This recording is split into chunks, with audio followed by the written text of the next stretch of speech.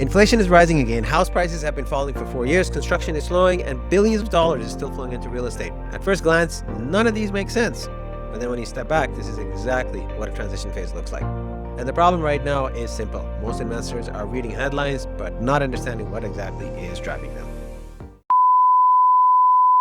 Welcome back to Smart Real Estate by LearnInvestManage.com. I'm Addy Saeed.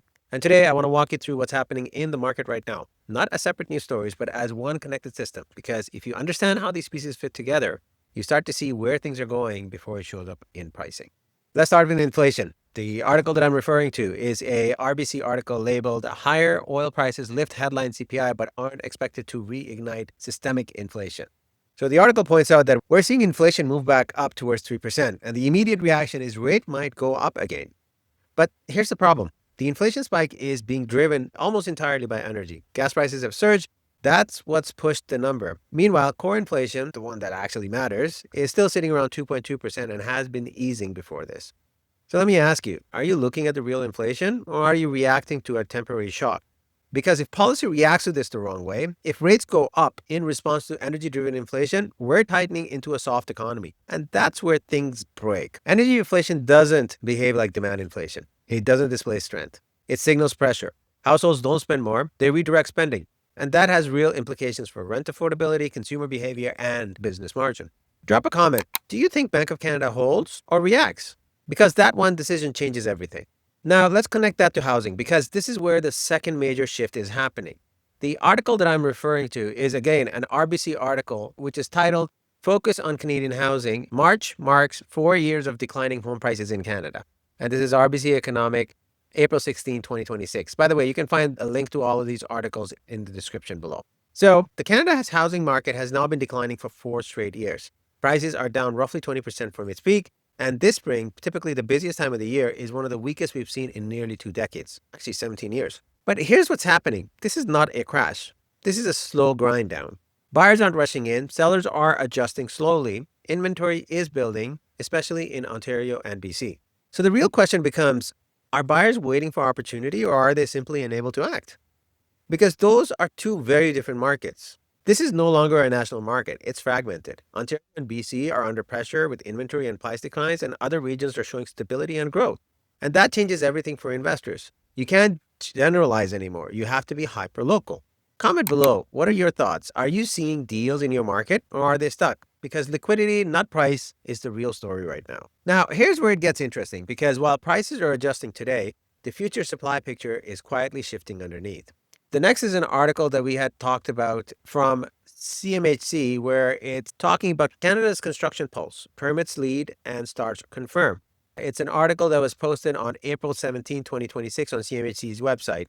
Again, we'll have the link in the comment section below. So the article talks about how most people talk about housing start, but starts tell you what's already happening. If you want to know what's coming up next, you have to look at permits. And right now, permits are slowing down across major markets. That means fewer projects are moving forward. And because there is a 6 to 15 month lag between permits and construction, today's slowdown becomes tomorrow's shortages. So let me ask you, are you actually heading into a supply glut or setting up for a supply shock? Right now, we're seeing short-term projects completing, supplies elevated, and pressure on pricing. But midterm, fewer new projects, reduced pipeline, and tightening supply. And most people won't see that shift until it's already happening. If you want a breakdown of how this impacts rent and cap rates, comment supply, and I'll dig deeper and I'll set up another episode. Now let's talk about what smart money is doing, because this is where things get very, very clear. This is an article that we posted about KingSett and Choice to acquire First Capital REIT in a $9.4 billion transaction. And this was posted on renx.ca. A $9.4 billion deal just happened in Canada. Institutional capital is acquiring anchor-based retail with high occupancy, stable income, and in urban locations. And this is not speculative investing. This is defensive positioning. So ask yourself, why is big money prioritizing stability right now?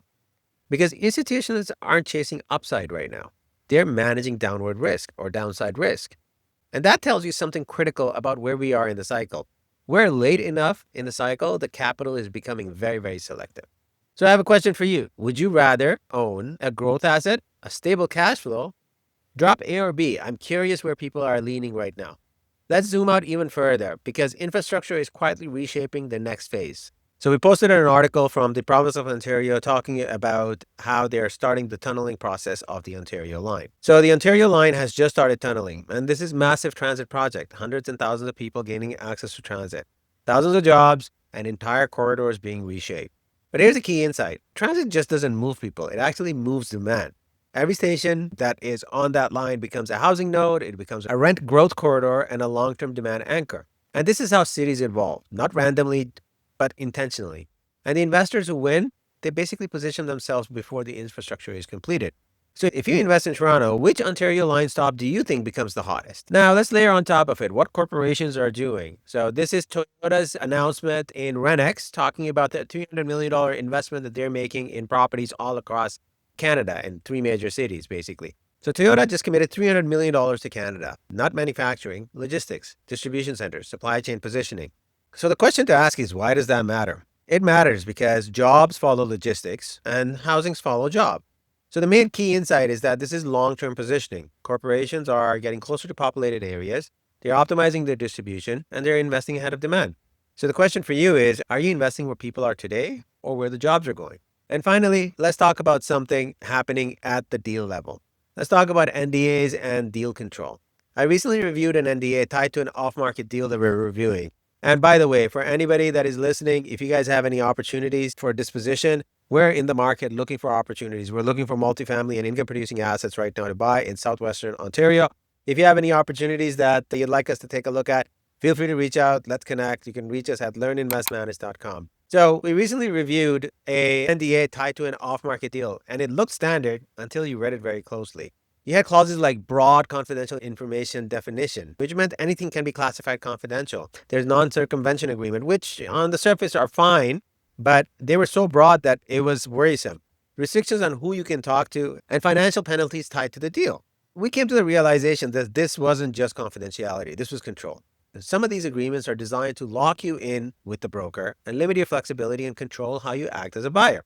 So I guess the question is, are investors giving up leverage before they even see the deal? Let's bring all this together. Right now we have inflation rising but narrowly, housing declining but unevenly, supply slowing but quietly, capital positioning defensively, and infrastructure reshaping demand. This is not chaos, this is transition. So the real question is, are we mispricing risk right now or misreading the entire cycle? If you're an investor, this is not a market to react to headlines. This is a market to understand deeply because the biggest opportunities and the biggest risks are forming before they show up in the data. If this helps you think differently, share this episode, drop your biggest takeaway, and comment what you want me to break down next. The goal of this show is to help investors learn, invest, and manage with clarity and confidence. Addy Saeed is a licensed real estate broker with Remax Gold Realty Inc. and a member in good standing with Canadian Real Estate Association, CREA, Ontario Real Estate Association, OREA, Toronto Real Estate Board, TREB, and the Real Estate Council of Ontario, license number 4735346. Addy Saeed is also a licensed dealing rep with the Westcliff Corporate Finance Division of Westcliff Corporate Finance Services Limited, an exempt market dealer registered and licensed in Ontario. This podcast is for informational and educational purposes only. Nothing discussed should be considered financial, legal, tax, or investment advice. Real estate investments involve risk, and past performance is not indicative of future results. Always consult with qualified professionals before making any investment decisions. Any examples discussed here are for illustrative purposes only. Take care. We'll talk to you in the next episode.